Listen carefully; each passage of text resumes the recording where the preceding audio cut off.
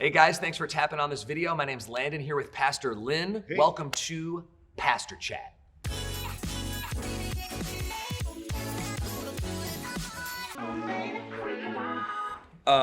Wow. What a message this weekend. That's a lot. So just tell us a bit about why that conversation, why now, what happened to bring that out? Yeah. So I guess I'd say there was absolutely no desire to beat anybody up, or to make anybody feel bad or shamed or anything like that. And I hope it was super clear. Hey, your past is your past, and if you and God are good, I'm good, right? Totally. I don't have any need to beat you up over that. Totally. But my concern is this: we have a whole generation of young people coming up.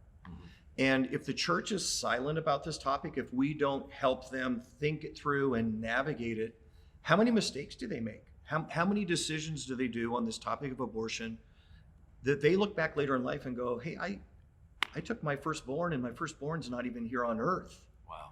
Because I just wasn't prepared. I didn't have the tools. And so I just think that you and I as a church, Scripture's so clear, hey, defend the weak, speak out for the innocent, that the church can't be silent about that. And we can't let our kids navigate this without some sort of coaching. So I just felt absolutely compelled that we had to have this conversation. Yeah, absolutely. Yeah. And I get the main points of the message. I thought it was very well done. But what about some of the things, we didn't have time for? What about rape? Does it push it into a gray area for you, or how would you respond to that? Right. So, I think with rape, you have to talk about that moment with ultimate compassion, right? Yeah. Because now you're talking about a woman who's been put into a situation that she made no choice. Typically 99.9% of the time we're talking about abortion, the woman made a choice to be sexually involved with a man, and now this is the fruit of that decision that she's made.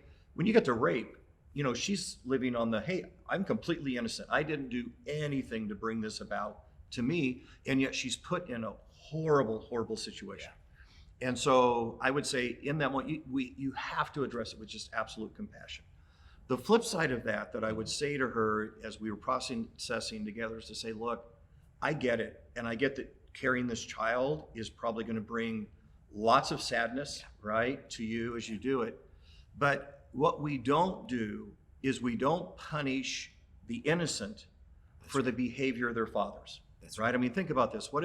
What if someone came and said, hey, we're going to kill this child because their dad was a bank robber? I mean, we would go, that's the most ludicrous thing, right? Terrible. And so I think we have to keep that clarity in this moment to say, look, I get it. And the last thing you probably want to do is carry this child, but we don't kill innocent people to make up for the sins of their father.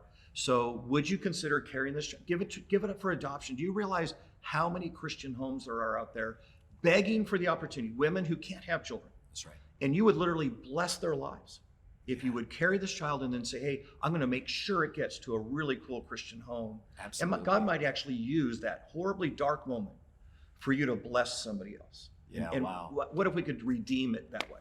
Absolutely. Yeah. Are there any other cases or situations that you wanted to address but you didn't have the time? Yeah, I think one of the other ones that comes up always when you have this conversation, what do you do when the mother's life's in jeopardy? Yeah. And that on rare occasion it does happen. And Scripture's not necessarily clear exactly what to do in that moment. Yeah. It's a little bit of gray in between. And so all I can offer you is my best opinion, Sure. right? What would I do in that moment?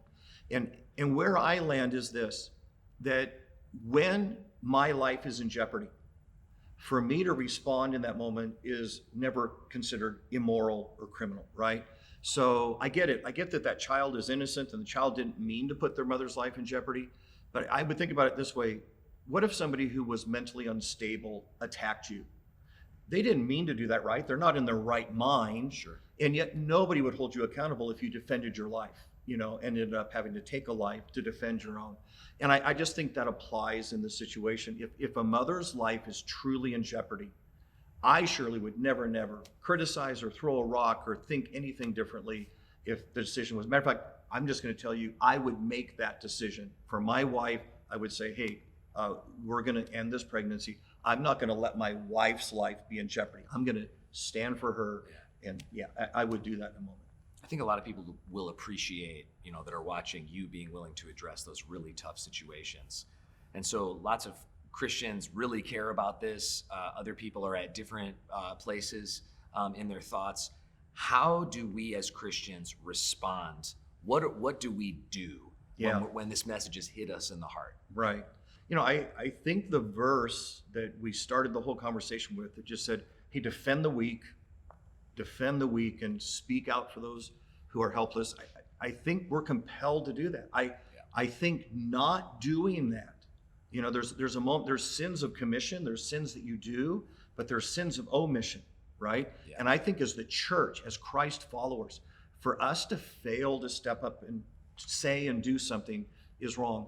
And, I even mentioned when we were talking about it, hey, I think this goes as far as what we do in the voting polls together. I think that's part of it.